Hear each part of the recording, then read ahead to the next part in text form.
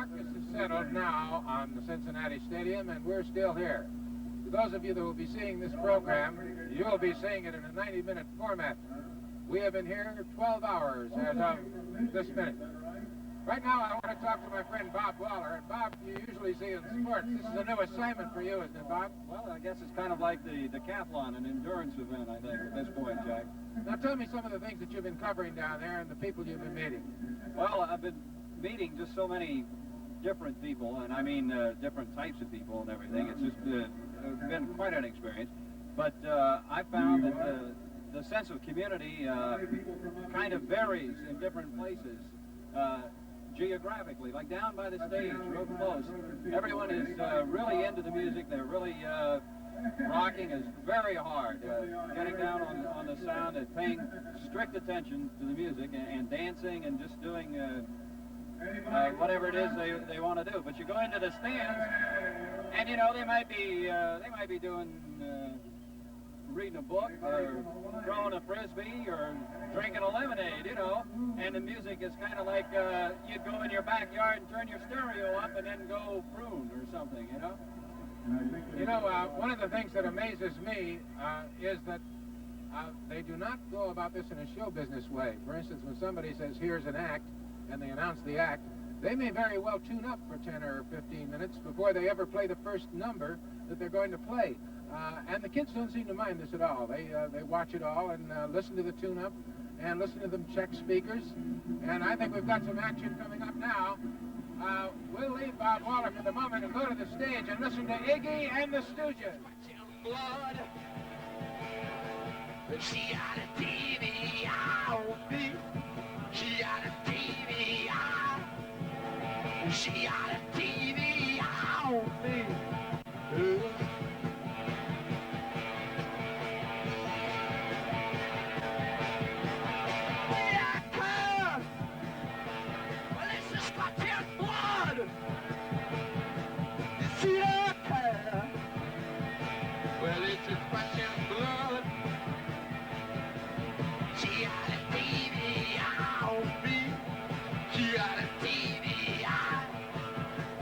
She had a TV on me, no.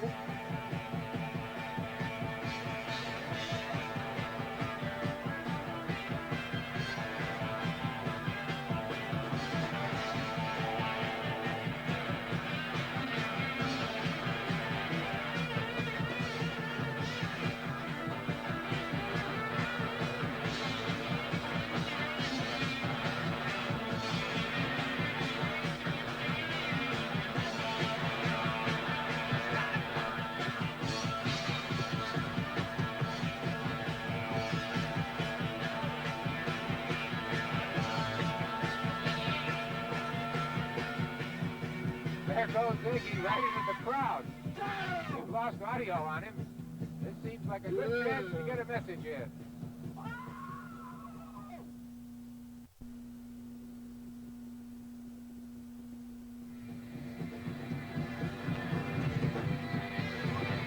Since we broke away for our message, Iggy has been in the crowd and out again 3 different times. They seem to be enjoying it, and so does he.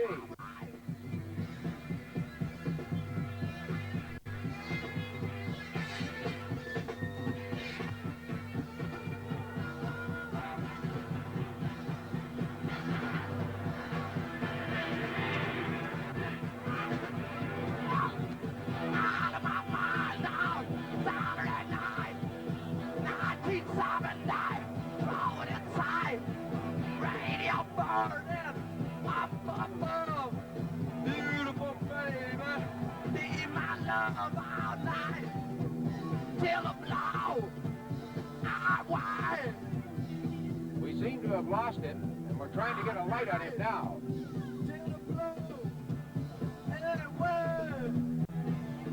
I feel all right. I feel all right.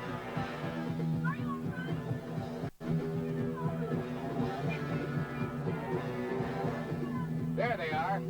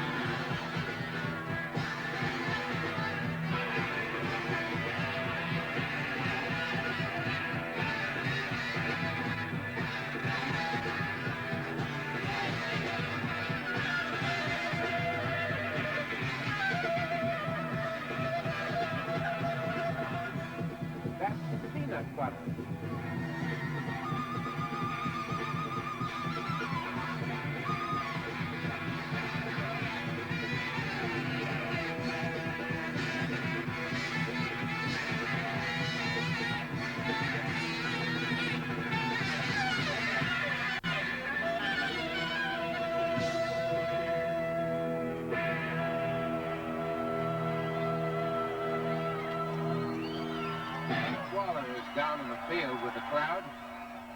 I don't know just where, but we'll find him.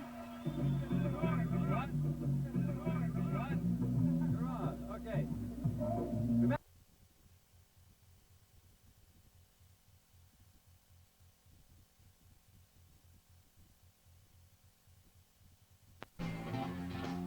The story of punk really begins with Iggy Pop. He was authentic.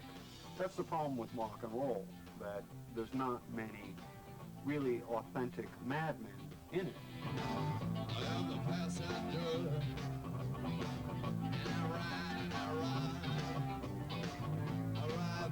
I hated school. I hated the guys in the fraternities around where I lived.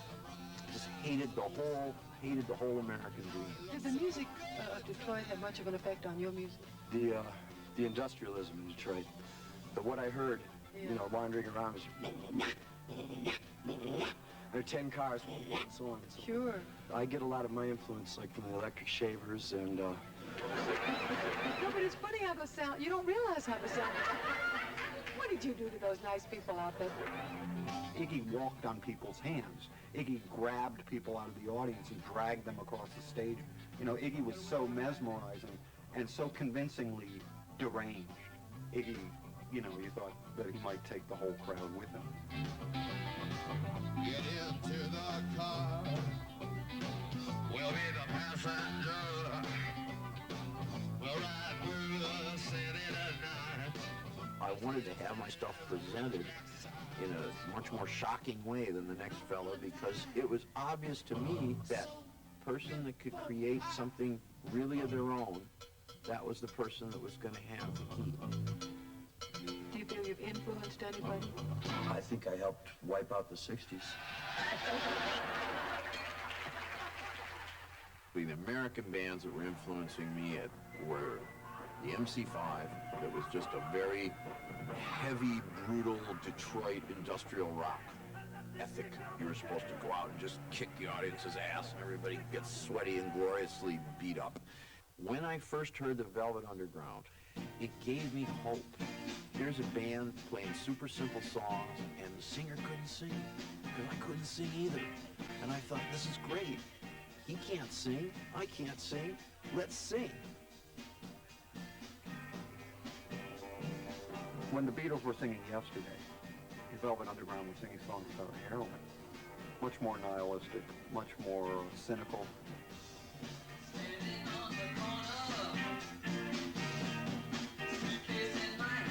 It sounded as if you didn't have to know how to play what the Velvets played. You know, obviously it's not as easy as they made it sound, but it was inspiring. The Dolls were an inspiration too. Well, what about it, sweetheart? The punk scene, most people think, started with the Sex Pistols, and the Sex Pistols defined it in popular consciousness, but the Sex Pistols were influenced by the New York Dolls.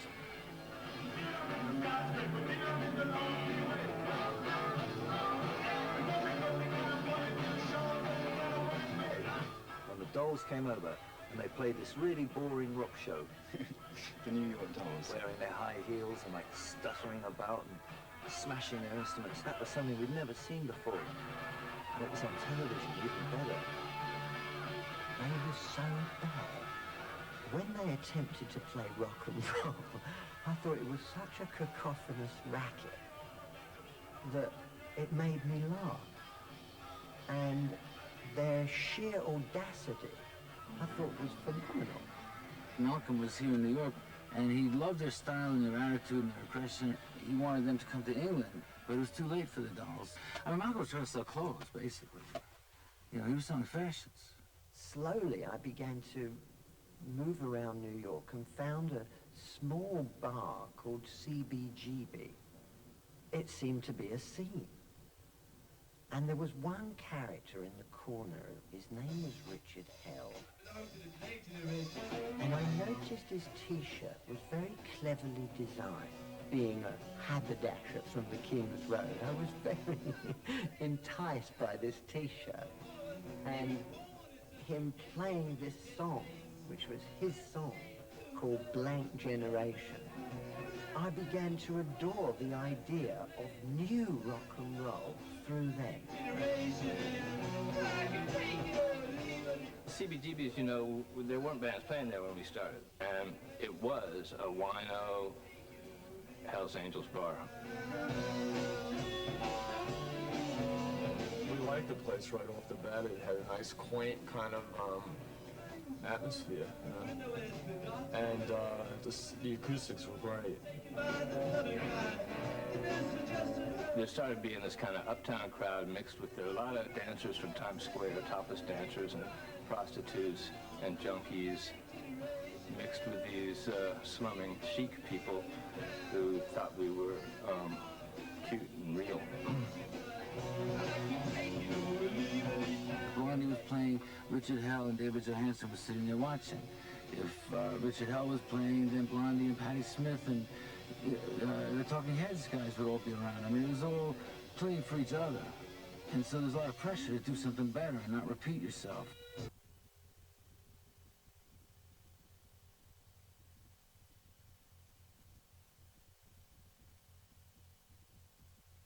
To live out his rock god persona, dangerously close to the edge. He died mysteriously in a hotel in Paris in 1971.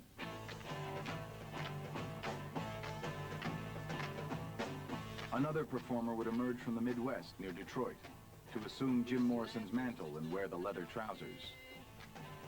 He too would challenge the audience in an extreme and physical way. It was another year for me and you, another year with nothing to do. I think what was cool about where I grew up was that there was so much wild space around. I used to spend most of my time, my free time every day, I would go out in the corn and make up games. I grew up in a mobile home, actually a series of them. The one when I was little was in a mobile home court of about 100 trailers. And I think the solitude and time, the Midwestern, where I was, gave me an ability to concentrate and to imagine. That would make me able to do the job later when it came up. I dropped out of college and went to try to play the blues because I liked this kind of music. And it didn't take me long to figure out that, you know, I wasn't middle-aged, I wasn't black, and I wasn't from Mississippi.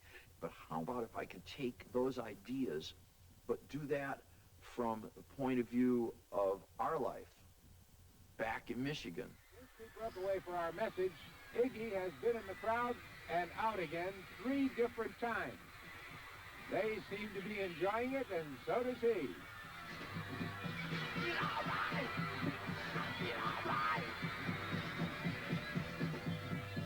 We seem to have lost him, and we're trying to get a light on him now. The Doors were very key for us. I would listen a lot to what he was doing, and the Velvet Underground, who were very, very, very avant and very key for us at the time. But still, it was mainly about clang bang, clang clang clang, bang bang bang, loud and annoying. And the more annoying it was, the better.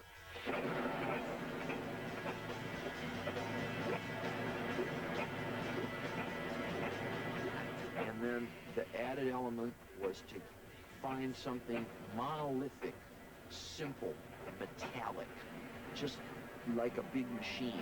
And the way I got into that was because you'd go to the Ford plant, you'd watch the drill press, and that's such a great sound. Each one is another Fender, you know. And it was just, I thought, God, those are impressive sounds, big sounds, and they're so regular and simple. I thought those are sounds that even we could master.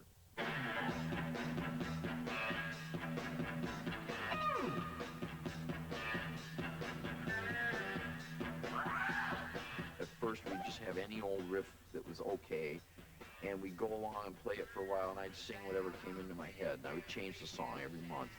And I would act it out and dance around, and I was taking my feeling and my dances from a combination of the things I felt when I was walking around on drugs, the things that I saw American Indians do, and also dances that I'd seen done in Chicago at the blues bars.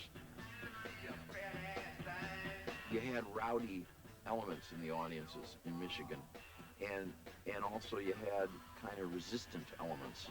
And so I started mixing it up with the crowd, and if they wouldn't give me what I wanted, I would go out and take the show to them.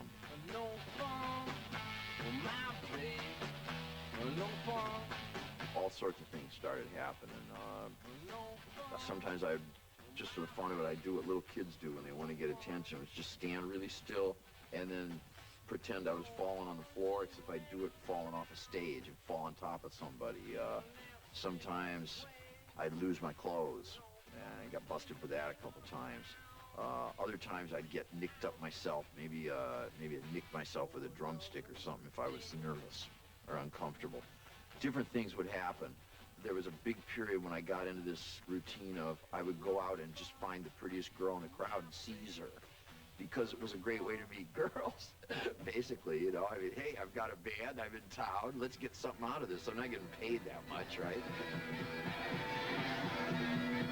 And we started getting a big following, mostly disaffected high school kids, unemployed people, or mentally deranged people. People that come back from Vietnam always like this. Iggy, who hero worshipped Morrison, carried his idea of taking the show to the audience just one step further. That's peanut butter. But the Stooges' career as a band was dogged by increasing problems with drugs, and their first album, produced by the Velvet Underground's John Cale, sold poorly.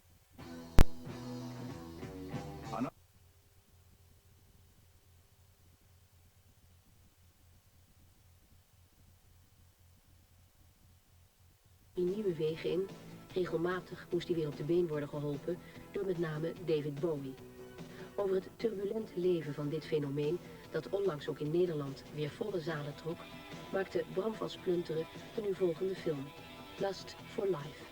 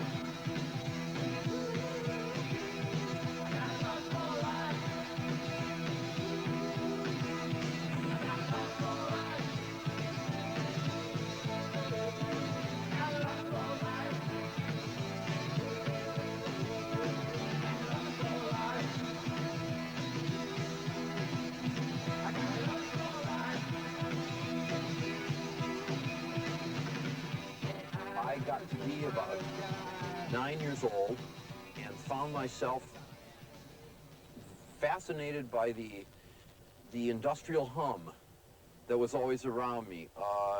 Even everything from my father's electric shaver, which was zzz all the time, to the electric space heater in our metal trailer. When I was about 9, I was taken on a tour of the Ford Motor Company main assembly plant at the River Rouge. And there I saw my first machine press. A machine press is a giant, basically, it's a metal foundation and a giant piece of very heavy metal cut in a form. And then you put what's about to become a fender in the middle, and it crashes down, and you pull out the formed metal and put another piece in. I loved that sound.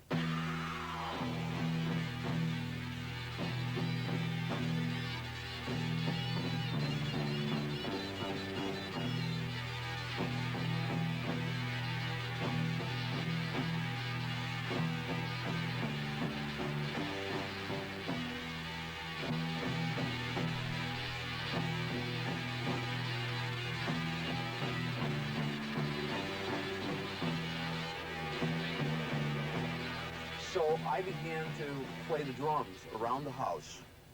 When I was 14, my parents loaned me the money to get my first drum set, and I joined the Musicians Union, put together a band in high school called the Iguanas.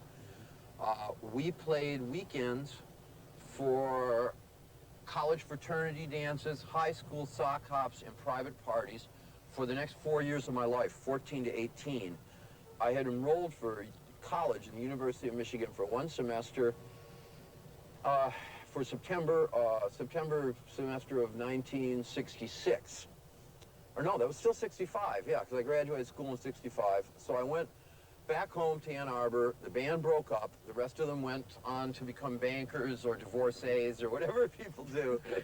And I went to school, to college, which basically consisted of going to the student union in the morning, drink a lot of coffee with sugar in it, and sitting eating donuts and thinking, God, I don't really want to be here and do this. This is a bunch of shit. Oh, my God. And I'd fall asleep, miss the first class, and then think, if I missed this class, why not just miss the whole day? At the same time, I was playing in a band called the Prime Movers. I did that for about 6 months until I passed my 19th birthday in April, and I thought, I've gotten everything out of this town I can. The band, the Prime Movers, was the #1 band in town. I had studied all my old blues records. I had studied all my English Invasion records. I already knew my Stones or Bob Dylan by heart. So I decided I wanted to go to Chicago to investigate the blues.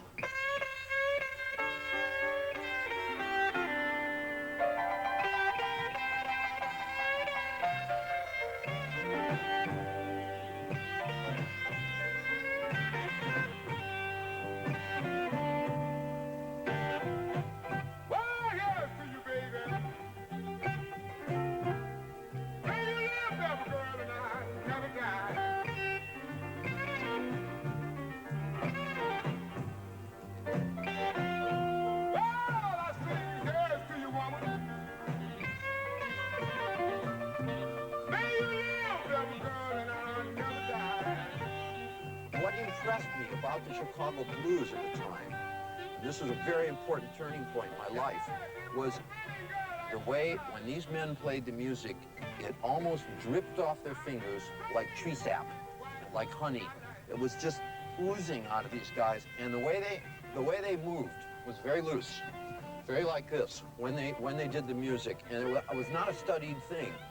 And I thought, my God, you know, I'm free white 19. I'm not 45, 50 years old, and I'm not a Chicago blues man. What I've got to do now is I've got to take what I've learned here, and I've got to apply it to my own experience. I'm going to go home to Detroit, and I'm going to find 3 or 4 guys who are not impressed with the music scene, who do not want to imitate British bands, who do not want to do cover songs, and we're going to make a music that'll blow the roof off our town. Out of the protests over the Vietnam War and the racial violence in 1967, Detroit saw the rise of a band called the Stooges. Their lead singer was known as Iggy. No fun, oh my babe, no fun, no fun, oh my babe, no fun, no fun to hang around, feeling that same old way, no fun to hang around, freak out for another day.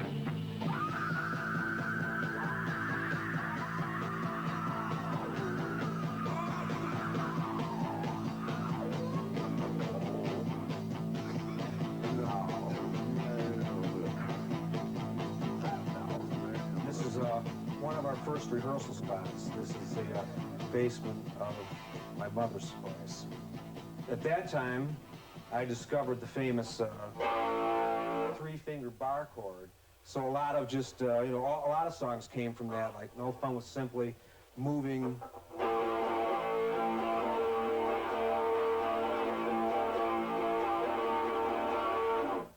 I used to just like...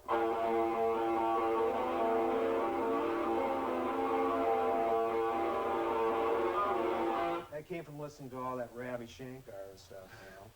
So as simple and same with like, I Want to Be Your Dog. It started out just being a jam.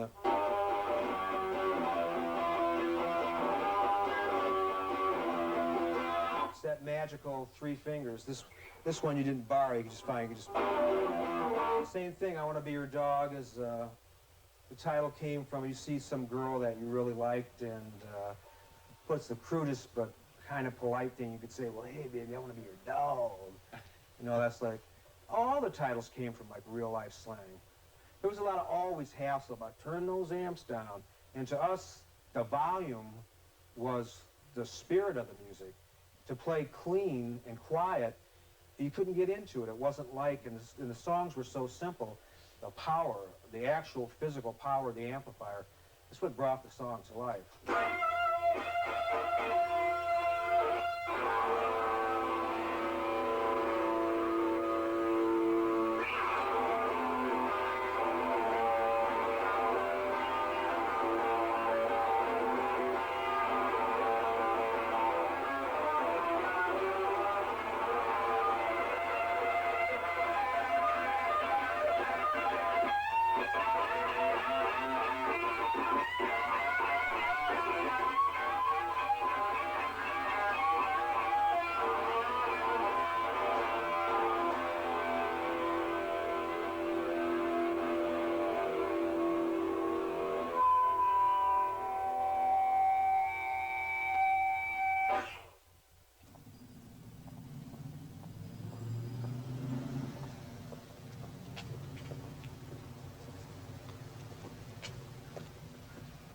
The reason we're here is this is where we were discovered by Danny Fields. We got done playing. It's the same stage. Place was packed. You know, imagine this was late 60s, like 1968. He was PR for Elektra Records, and he hung out with the Velvet Underground. And he was wearing, you know, shades, the leather jacket. So we get off stage, and he goes, how would you guys like to be stars? Oh, yeah, right, sure. Throw this guy out. And he was serious. We used to get those big amps cranking, and this room just rang. It was like the sound just bounced. You can hear it from this. Just imagine Marshall Stacks at 10. It was so loud, it was hypnotic. And it would actually, physically, the sound would assault your body where you couldn't get away from it. You'd feel the bass drum through the PA or the bass guitar cranked on 10. You could feel it inside. And that way you couldn't escape it no matter where you went. A lot of times I would break a guitar, either on purpose. A lot of times I left with bloodied hands, or I would just bang the guitar so hard that my hand would be swollen, not feeling any pain until we were done. This is what we call just let one go. Every guy would do his own free form. They walk off stage, I remember so many times, a beautiful harmony feedback. You actually hear go through the different tones, just the whole room, it's like it's just, you're swallowed up in it, and we just leave the stage. And the roadies would let the amps go for maybe 5 minutes, come off and click it off, and everyone would just be, huh?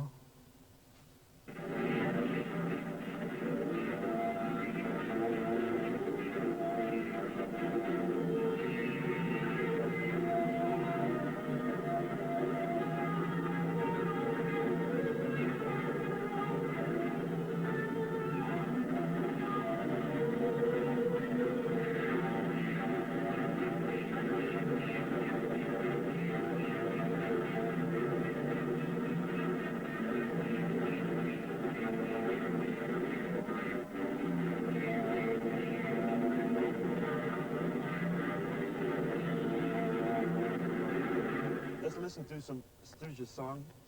Oh, yeah. If you want to give your opinion on that. It's wrong. Yeah. That's great.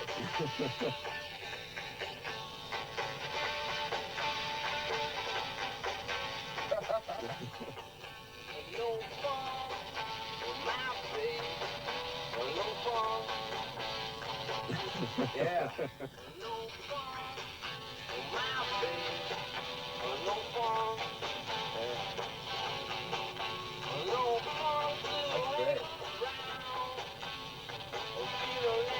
How did this song come about? It started as the first two chords. Like most Stooges songs, we were stoned on our smoke and jamming, and Ron came up with the two chords over and over, which is just this one. Just those two back and forth. And then I was the one who said, I had written poetry in high school and songs in my early bands. I was the one who said, let's take this and do a little more with it, make it into a song. And I used Johnny Cash's I Walk the Line as a model for this. If you could actually hear it, if you listen to I Walk the Line, you got, I keep a close walk on this. Let's see, wait a minute. Yeah, I keep a close watch on this heart of mine. Boom, I keep my eyes wide open all the time. I keep the ends out for the eyes that bind, because you're mine, I walk the line. So we used that structure in this song. Then the middle eight is a typical Stones middle eight, because I did use a lot from the Stones. I took a lot from them, yeah. And the Velvets, a lot from the Velvets, which was like the Velvets at that time was an influential art band and affected me a lot. And then the words were just, again, the words were an attempt. What we didn't want to do is sing a song like, oh, baby, I'm going to keep on rocking, and I'm going to rock your pussy, and I'm going to rock your little ears, and rock, rock, rock. You know, that was right out. I wanted to make songs about how we were living in the Midwest. And what was this life about? And basically, there was no fun and nothing to do. So I wrote about that.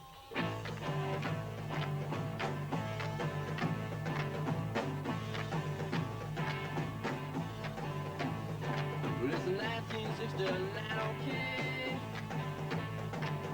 walk across the USA. It's another year for me and you, another year with nothing to do. It's another year for me and you, another year with nothing to do.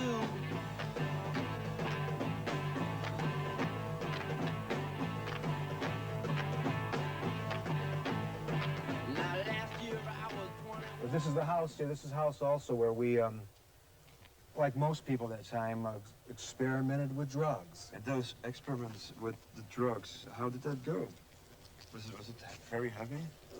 Well, this was the first place that we all took acid. I know Jim tripped almost every day for a summer here. And this, right down the street, as a matter of fact, was our local dope dealer, where we would score our acid. You know, for me, it was like a once-a-week thing. But that's how we thought, you know, we really got to know each other and formulated that real tightness that carried us through. We were actually also selling lids of marijuana out of this house. And many times, the police would come to the door, but they'd be undercover agents, you know, with crew cuts, white socks, and brown shoes going. As soon as you see him, you know that it's the man, so. But, I don't know, luck was with us, and we never got popped. You got to know yourselves in here. Yes. Did you talk about what kind of music Always you wanted to make? listening. The whole experience in this house consisted of talking about music, practicing. This is where we listened to a lot of music and got What, for example? Well, when we first lived here, the Jimi Hendrix's first album came out. And our manager, who became our manager, went to the Monterey Pop Festival where Hendrix first played. I remember it was like 9 in the morning. We never left our door. We never locked our door. He came busting going, I've got this great music you won't believe. So once that hooked us to Hendrix, we listened to it.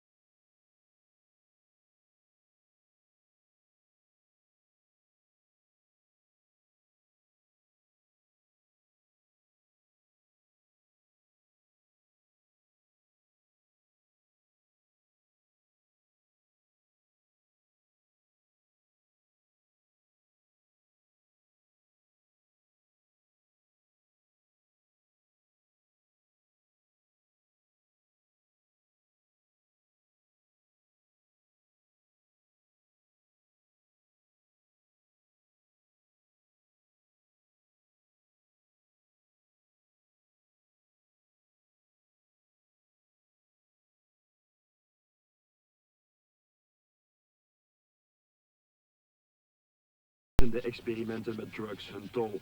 Binnen 2 jaar viel de groep als los zand uit elkaar. Oorzaak heroïne. It started off they would just snort a little bit, and then it got into shooting. Once they went through all the band's funds, then equipment started missing. I go to the practice room, I'm going, hey, where's that electric piano? And they started trading amplifiers and musical equipment for nothing what it was worth. You know, like for a spoon, what was a spoon of heroin was going for $25.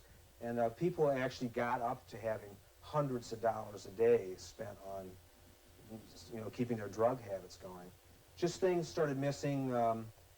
The word got out, started getting late to jobs. Drugs really started to interfere with the actual performance of the band.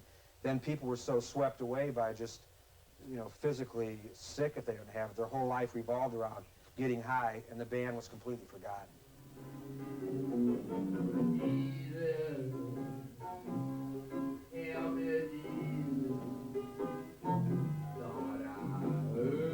De Stooges zelf verdwenen, maar hun muzikale erfenis die bleef. Honderden punkbands grepen halverwege de jaren 70 terug naar de sound van de Stooges. En talloze gitaarrockgroepen van nu zeggen erdoor te zijn beïnvloed. Tijdens zijn concert in Utrecht onderkende Iggy zelf ook het belang van zijn werk uit die tijd. Een aanzienlijk deel van het repertoire stamde uit de roemruchte jaren van de Stooges.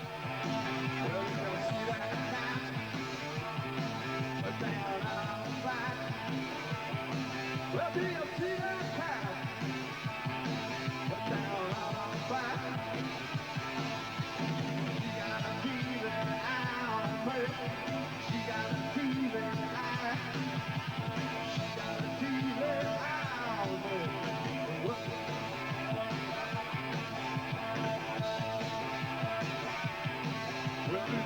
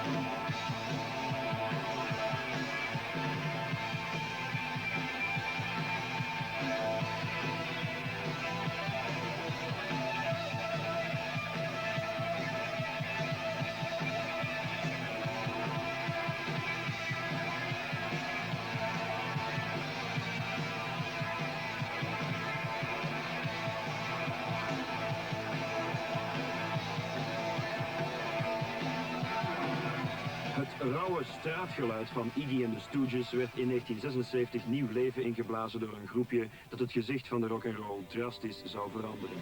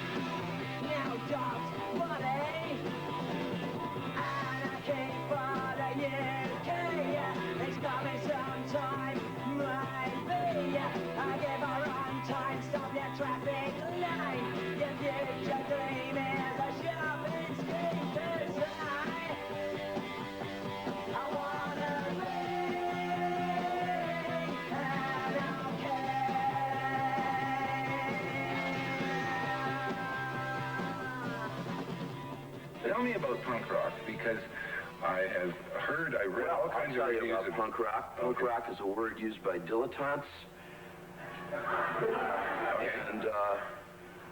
and heartless manipulators about music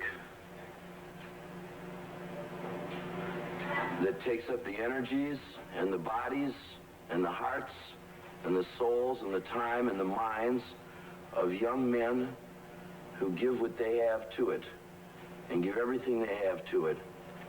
And it's a term that's based on contempt.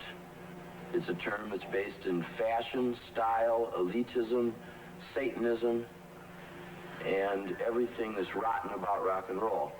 I don't know Johnny Rotten, but I'm sure he puts as much blood and sweat into what he does as Sigmund Freud did. Johnny Rotten does.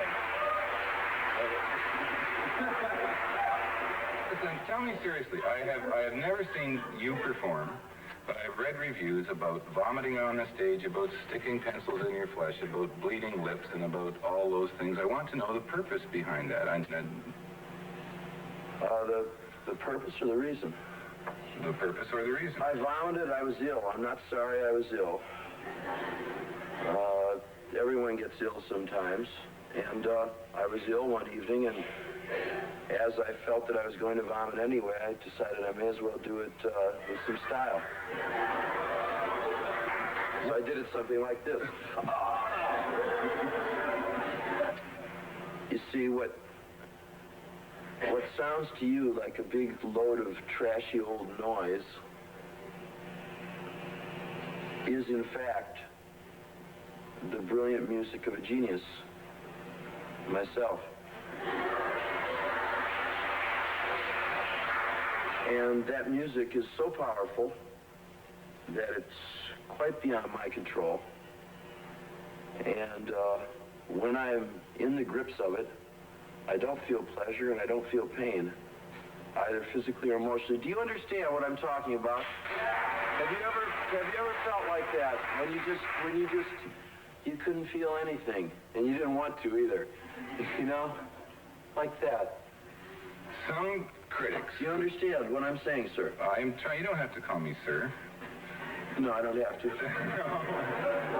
I forgot your name. Well, at least I go with the one I was born with. But oh, that was unnecessary, cheap shot. Iggy Pop is a great name for a rock star. 1977 bracht Iggy Pop de erkenning die lang was uitgebleven. Samen met David Bowie maakte hij de LP's The Idiot en Lust for Life. De songs daarvan groeiden uit tot manifesten van de punkbeweging.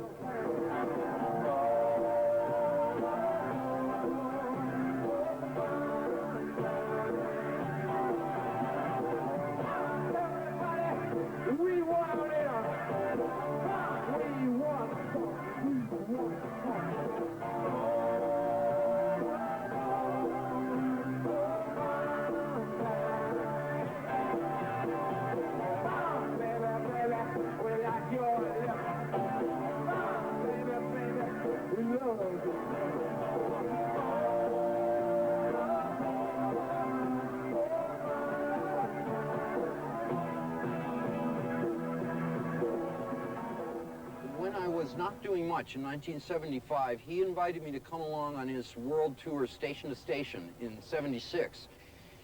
And I had never seen anybody in my life work as hard as that guy did. I mean, he was getting up at 8 in the morning to travel by car, because he didn't fly, by car all day to gig.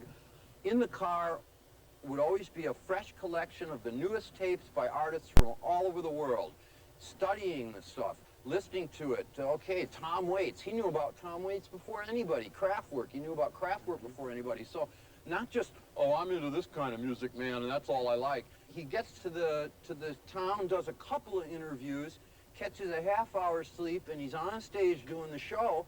Then after the show, the guy won't stop. He's out checking out whatever band is in town, knocking on his guitarist's door at 4 in the morning, let's write a new song. I was exhausted just watching it. I had never been exposed. Up till then, you gotta remember, basically, in many ways, I had never been even exposed to proper touring.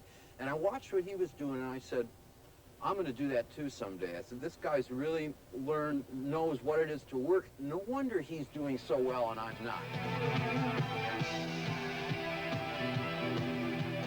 Iggy leerde veel van Bowie, maar Bowie zelf deed ook zijn voordeel met de samenwerking.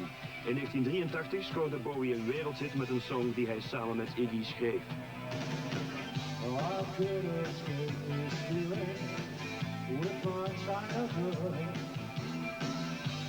Just a wreck without my little China girl. I hear her heart beating loud as thunder. Saw the stars crashing. I'm a mess without my China girl. De Amerikaanse schrijfster Anne Wheeler vergezelde Iggy tijdens zijn tournee in 1981 om ervaringen op te doen voor het schrijven van de Iggy Pop biografie I Need More. Ze ondervond aan den lijve hoe het er dan wel aan toe gaat. One girl followed him, you know, like from one town to the next town to the next town. I'm sure this has happened lots and lots of times. What do you break her heart? She's not getting in the door every night. But they've come with notes, they've come with love stories, they've come with letters, they've come with flowers, they've come with the Jack Daniels he likes, they've come with any drug you can imagine. I mean, we even had Elvis Presley's doctor at the door. I mean, come on, you know. One girl told me a Bruce Springsteen story where she wanted to actually kill herself, and then she decided better to kill him because then he would be hers. And I thought, that is very, very heavy about being a rock star.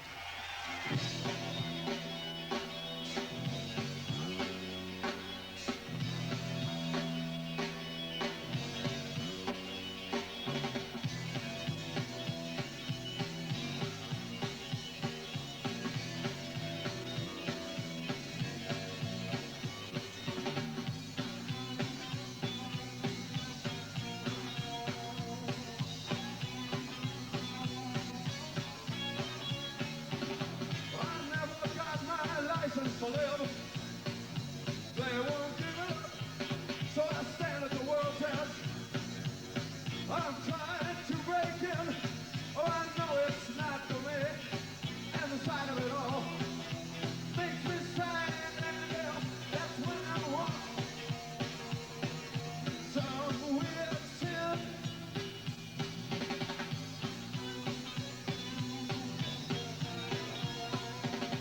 Things get too straight,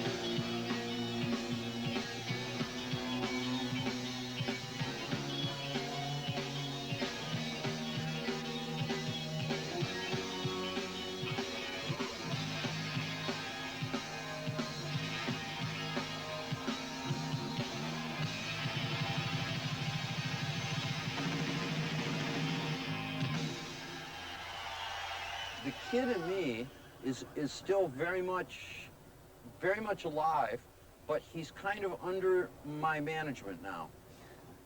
And when I get excited about a subject or talking, I'll talk like I'm talking to you. My voice even goes up a couple octaves. If I'm going to control myself, then I speak in a lower register, like this. The face becomes more calm. The eyes contract. Suspicion sets in. My mind is sizing up the people around me, what I'm doing, and how it may profit me. But then we're back to the other end. You see what I mean? So you've got these two people, and that's kind of how I keep it together.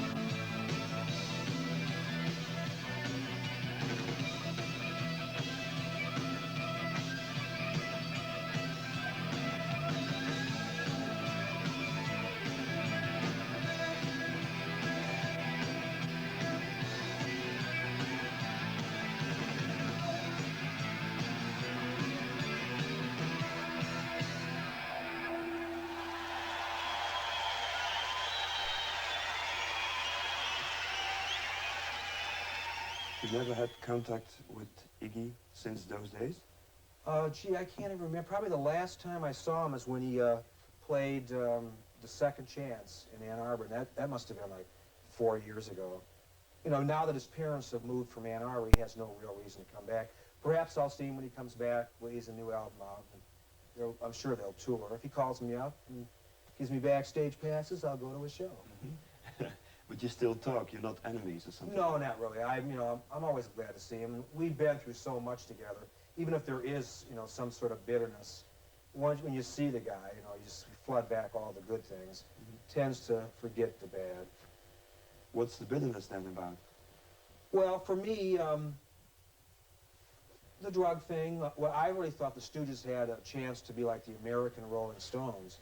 And I really put a lot of time and energy, and I never wanted it to, go away. And I know under certain circumstances you'd stop something, but that for me, the chance not to continue on with something that I think would have been really still happening today, how much better we would have gotten and grown. I miss not seeing it reach its full potential. But then again, maybe it did.